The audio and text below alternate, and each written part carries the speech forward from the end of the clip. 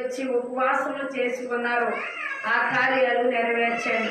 ఎట్టి వ్యాధిగ్రస్తులైనా యేసు నామములో స్వస్థత కలుగునుగాక.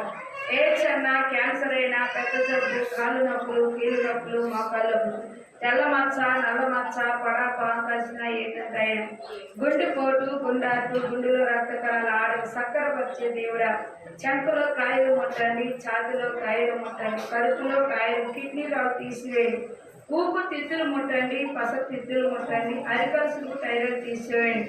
ప్రభా, పాడి దీవించండి, పంటలు దీవించండి, వాహనాలు దీవించండి, చెరువులు దీవించండి, బిడ్డలు చేస్తున్న భూములు దీవించండి.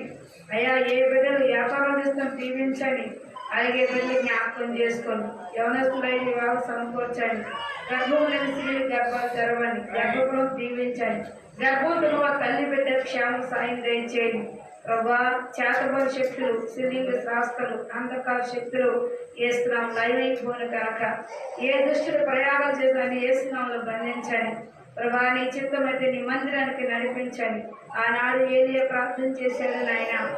అయ్యా రాజు, నా తండ్రి జనాంగమును పంపాడు ప్రభా, మా రాజుగారు రమ్మంటున్నారు అనగా ప్రభా, మరి ఏలియా ప్రార్థన చేయగా మరి నాయన అగ్ని దూరం చేశాడు. అది కాక నా తండ్రి నెమ్మదిగా అనేక జనాంగములు నీ వైపు రాగా సాయం దయచేయండి. అయ్యా, నీ కృప తోడించండి. పరిశుద్ధ జవన బిడ్డలు జ్ఞాపకం చేసుకొని మమ్మలను, మా బిడ్డలందరినీ ఉపవాస కూడా చేసిన ప్రతి బిడ్డలకు జ్ఞాపకం చేసుకోండి.